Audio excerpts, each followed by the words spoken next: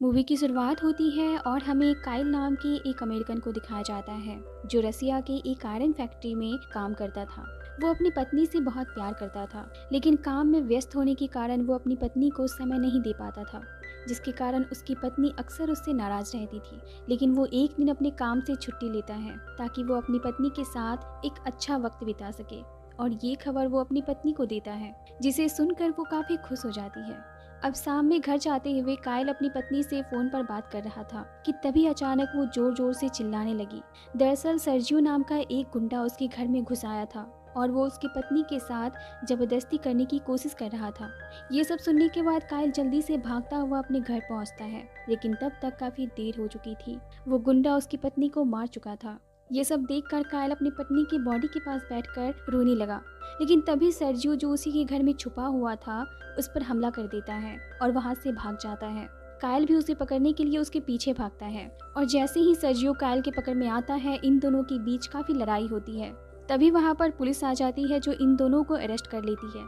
अब जब इन दोनों को कोर्ट में पेश किया जाता है तो सर्जियो पैसे के दम पर जज को खरीद लेता है, जिसके कारण जज उसे इस केस से बरी कर देता है। ये देखकर काइल को काफी गुस्सा आता है और तभी वो एक पुलिस वाले की गन छीनकर सर्जियो को वहीं शूट कर देता है और सर्जियो वहीं मारा जाता है। काइल ने अपनी पत्नी के मौत का बदला तो ले लिया, लेकिन इस मर्डर के लिए काइल को उम्र कैद की सजा सुनाई गई। अब बहुत सारे कैदियों के साथ काइल को कारवावी नाम की एक जेल में भेजा जाता है। उस जेल की जेलर का नाम होता है जनरल रुस्कोव। अब वहां आए नए कैदियों से उनके सारे पर्सनल सामान लिए जा रहे थे। इस दौरान काइल से भी उसकी वेडिंग रिंग मांगी गई, लेकिन उसने कहा कि ये मेरी पत्नी की आखिरी निशानी है और देने से मना कर दिया। ये सुनते ही टॉलिक नाम का एक ऑफिसर उसे बुरी तरह से मारता है और उसके हाथ से रिंग निकाल लेता है। अब रात में जब सब सो रहे थे तो काइल ने देखा कि उसकी सेल से बिली नाम के एक लड़के को गार्ड्स एक दूसरे कमरे में ले गए हैं, जिसके साथ आंद्रिये नाम के एक दूसरे कैदी ने मारपीट की और उसका शोषण भी किया। दरअसल आंद्रिये रशियन माफिया का एक गुंडा था, जिसके कारण उस जेल में उसका दबदबा बना हुआ था। अगली सुबह आंद्रिये उस कमरे से इस तरह बाहर निकलता है जैसे कि उसने कुछ किया ही ना हो। काइल को ये सब देखकर काफी आश्चर्य होता है कि ये किस तरह का जेल है। इसी दौरान आंद्रे काइल को भी अब्यूज करने लगता है, जिसके कारण इन दोनों के बीच मारपीट शुरू हो जाती है। लेकिन कुछ ही देर में गार्ड्स के द्वारा इन दोनों को एक दूसरे से अलग किया गया और सजा के रूप में काइल को एक ऐसे कमरे में बंद कर दिया गया जहाँ से गंदी नालियां निकलती थी। इसलिए उसने वहां खुद को मारने की भी कोशिश की, लेकिन अपनी पत्नी की बातों को याद करके उसने जीने का रास्ता चुना। उस कमरे में रहते हुए काइल को दूसरे कमरे से किसी कैदी के चिल्लाने की आवाजें आती थी, लेकिन काइल को उसके बारे में कुछ भी नहीं पता था। अब कुछ दिनों के बाद काइल को उस कमरे से निकालकर एक दूसरे सेल में ले जाया गया, जिसमें कैदी नंबर 451 रहता था, जिसका नाम था इनमेट। इनमेट अपने सेल में रहने वाले 3 साथियों को अब तक मार चुका था। ये सुनने के बाद काइल थोड़ा डर जाता है, लेकिन काइल के पास उसके साथ रहने के अलावा दूसरा कोई रास्ता नहीं था।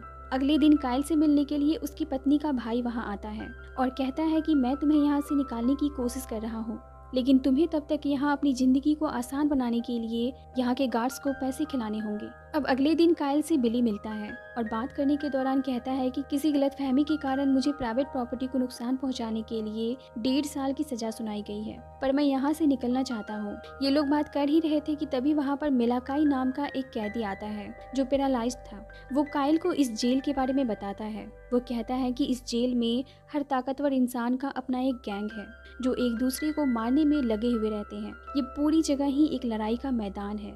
वो काइल से ये भी कहता है कि गार्ड्स की जेब भरो और उस पागल और जंगली इंसान के सेल से बाहर निकलो। दरअसल इनमेट से जेल में हर कोई डरता था। अब रात में जब काइल सो रहा था तो वो सपने में अपनी पत्नी को देखता है जो मदद के लिए चिल्ला रही थी। वो सपना देखकर काइल की सांसें तेज चलने लगती है और उसकी आवाज सुनते ही इनमेट गुस्से में आकर काइल का मुंह दबा देता है, जिससे वो काफी बेचैन हो जाता है और किसी तरह खुद को बचाता है। अब इनमेट उसे कहता है कि मुझे शोर बिल्कुल पसंद नहीं है। इस घटना के बाद काइल इनमेट से काफी डर जाता है। अब अगली सुबह काइल वहाँ के ऑफिसर टॉलिक के पास जाता है और उसे कुछ पैसे देकर कहता है कि मुझे अपना सेल बदलना है। अब चूंकि काइल अमेरिकन था इसलिए टॉलिक ने उससे ज्यादा पैसे मांगे। अब कुछ दिनों के बाद उस जेल में फाइट होती है। मेलाकाई काइल से कहता है कि जनरल रुस्कोव इन कैदियों के ऊपर सट्टा लगाते हैं, जो उनकी इनकम का एक बड़ा सोर्स भी है। अब वहाँ पर फाइट शुरू होती है जिसमें आंद्रे अपने विरोधी को बुरी तरह से हरा देता है और जेल में वो अपना दबदबा कायम रखता है। अब इन सभी कैदियों से रेलवे ट्रैक पर काम करवाया जा रहा था तभी वो रसियन गुंडे काइल को परेशान करने के लिए वहाँ के गार्ड से कहते हैं कि इसने हमारे साथ बदतमीजी करने की कोशिश की। इस पर गार्ड कहता है कि अगर ऐसी बात है तो तुम अपना मामला खुद सुलझा लो। ये सुनते ही वो रसियन गुंडे काइल को बुरी तरह से मारते हैं। अब इस घटना के बाद काइल को फिर से उसी गंदी नाले वाले कमरे में बंद कर दिया जाता है। इस कमरे में रहते हुए काइल को फिर से दूसरे कमरे से उसी कैदी की आवाज आती है जो पिछली बार भी आ रही थी। इस बार काइल को इस कमरे में लंबे समय के लिए रखा जाता है। इस दौरान काइल दीवार पर आवाज करके उस कैदी से बात करने की भी कोशिश करता है। अब कुछ दिनों के बाद जब काइल को उस कमरे से बाहर निकाला जाता है तो वो अपने सेल में आता है, जहाँ वो इनमेट के द्वारा लिखी गई डायरी को पढ़ता है, जिसमें लिखा हुआ था कि नफरत हमें ताकत देती है, अगर उम्मीद ना बची हो फिर भी। अब काइल आंद्रे और उसके आदमियों के द्वारा बार बार परेशान किए जाने के कारण खुद को मजबूत करने लगता है। वो अब खुद पर काफी मेहनत करता है ताकि उनका मुकाबला कर सके, क्योंकि अब वो समझ चुका था कि अगर उसे यहाँ जिंदा रहना है तो अपना दबदबा तो बनाना ही पड़ेगा। अब एक दिन रेलवे ट्रैक पर काम करने के दौरान वहाँ पर बिछी माइंस गलती से ब्लास्ट कर जाते हैं, जिसके कारण वहाँ अफरा तफरी मच जाती है। और इसी मौके का फायदा उठाकर बिली अपने दोस्त के साथ वहाँ से भागने की कोशिश करता है, लेकिन गार्ड बिली के दोस्त को शूट कर देते हैं और उसे पकड़ लेते हैं और फिर उसे बुरी तरह से पीटते हैं। अब उस जेल में वो समय भी आता है जब काइल और आंद्रे के बीच फाइट होने वाली होती है। आंद्रे जो काइल से काफी ताकतवर था, वो काइल को बुरी तरह से मारता है, लेकिन थोड़ी मार खाने के बाद काइल की मेहनत रंग लाती है और वो आंद्रे की गर्दन को इस तरह से मोड़ता है कि उसकी मौके पर ही मौत हो जाती है। ये देखते ही सभी के होश उड़ जाते हैं कि कल तक डरा रहने वाला काइल अचानक इतना ताकतवर कैसे बन गया। लेकिन ये तो सिर्फ शुरुआत थी। धीरे धीरे अपनी ताकत के दम पर काइल उस जेल में होने वाले हर मुकाबले को जीतने लगा और वो इतना खूंखार हो गया था कि हर फाइट के दौरान वो अपने विरोधी को जान से मार डालता था। इसके कारण अब जेल में सभी उसे डरते थे और उसकी इज्जत भी करने लगे थे। काइल ने अपना हुलिया भी बिल्कुल एक गुंडे की तरह बदल लिया था। बिली और मेलाकाई भी काइल के इस बदले हुए रूप को देखकर काफी हैरान हो जाते हैं। जेल की हालत को देखकर बिली एक दिन फिर से वहां से भागने की कोशिश करता है, लेकिन गार्ड्स उसे फिर से पकड़ लेते हैं। वो इस बार यहाँ से भागने में सफल भी हो जाता, लेकिन मेलाकाई ने अपनी दवाई के लालच में गार्ड्स को बिली के जेल से भागने की खबर दे दी थी। इसी वजह से वो पकड़ा गया था। अब सजा के तौर पर बिली को वालिया नाम के एक खौफनाक फाइटर के साथ एक कमरे में बंद कर दिया गया, जहां बिली ने गुस्से में आकर उस फाइटर की मुंह पर थूक दिया और उसके बाद उस फाइटर ने बिली को मार मार कर अधमरा कर दिया। अगली सुबह खबर मिलते ही काइल बिली से मिलने के लिए उसके पास जाता है। वो अपनी आखिरी सांस ले रहा था। बिली काइल से कहता है कि तुम खुद को उस चीज में बदलने की कोशिश मत करो जो तुम नहीं हो। बिली की ये बात काइल के दिमाग में घर कर जाती है और अब उसने आने वाले सभी फाइट में लड़ने से मना कर दिया, जिस कारण से जनरल को फाइट में काफी नुकसान होने लगा, क्योंकि वो काइल के ही कारण फाइट में काफी फायदा कमा रहा था। अब सजा के तौर पर जनरल ने काइल को धूप में लटका दिया ताकि वो फाइट करने के लिए मान जाए, लेकिन काइल टूटा नहीं। उधर हमें इनमेट को दिखाया जाता है, जिसे पता चल चुका था कि मेलाकाई की धोखेबाजी के कारण बिली मारा गया। अगर उसने गार्ड को बिली के जेल से भागने की जानकारी नहीं दी होती तो वो मारा नहीं जाता, इसलिए वो पेट्रोल डालकर मेलाकाई को जिंदा जला देता है। उधर काइल जेलर के भयानक टॉर्चर को सहने के बाद भी फाइट करने के लिए नहीं मानता। ये देखकर जेल के सभी कैदी काइल से काफी प्रभावित हो जाते हैं और अब जेल के सभी गैंग फाइट ना करने का फैसला लेते हैं, जिसके कारण जनरल को लगातार घाटा होने लगता है। टॉलिक जनरल से कहता है कि हमें काइल को मार डालना चाहिए। इस पर जनरल उससे कहता है कि अगर हमने उसे मार दिया तो वो शहीद कहलाएगा, पर मेरे पास उसके लिए कुछ और प्लान है।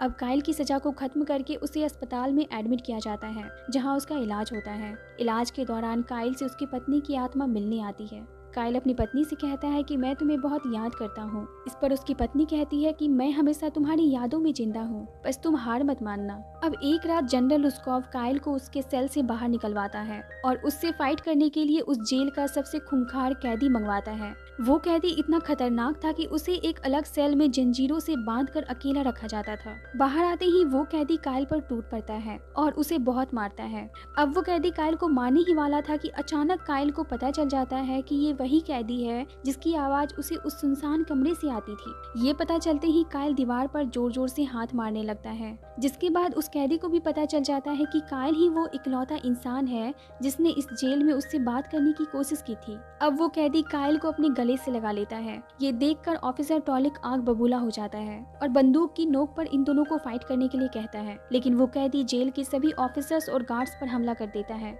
अब इस मौके का फायदा उठाकर जेल के सभी कैदी जेल को तोड़कर बाहर आ जाते हैं और गार्ड्स पर हमला बोल देते हैं। इस तरह पूरी जेल में विद्रोह का माहौल बन जाता है। लेकिन इसी दौरान टॉलिक उस कैदी को गोलियों से छल्ली कर देता है। ये देखकर काइल भागकर उसके पास जाता है और भारी मन से उस कैदी को अलविदा बोलता है। अब कुछ देर बाद उस जेल में भारी फोर्स बुलाया जाता है और सभी कैदियों को वापस उसके सेल में बंद कर दिया जाता है। अब काइल अपने सेल पार्टनर इनमेट को अपनी लाइफ की स्टोरी बताता है और कहता है कि किस तरह उसकी पत्नी को उस गुंडे ने बेरहमी से मार डाला और उसके बाद उसे उम्र कैद की सजा सुनाई गई। काइल कहता है कि मैं अब यहाँ से निकलकर अपनी पत्नी की यादों के साथ जीना चाहता हूँ। ये सब सुनने के बाद इनमेट कहता है कि मैं तुम्हें यहाँ से बाहर निकाल सकता हूँ और अब वो काइल को कुछ दस्तावेज दिखाता है और कहता है कि मेरे पास पिछले 20 सालों में यहाँ हुए हर मौत और हर कत्ल का हिसाब है और कहता है कि बाहर कोई तो होगा जो यहाँ के कैदियों को इंसाफ दिलाएगा। मैं अब तक तुम्हारे जैसे किसी इंसान की तलाश में था, लेकिन अब तुम्हें इस जेल से निकलने के लिए एक आखिरी लड़ाई लड़नी होगी। अब अगले दिन काइल का मुकाबला वालिया से होता है। पूरे मुकाबले में काइल वालिया पर हावी रहता है और अंत में वो वालिया से कहता है कि ये आखिरी वार विली की तरफ से,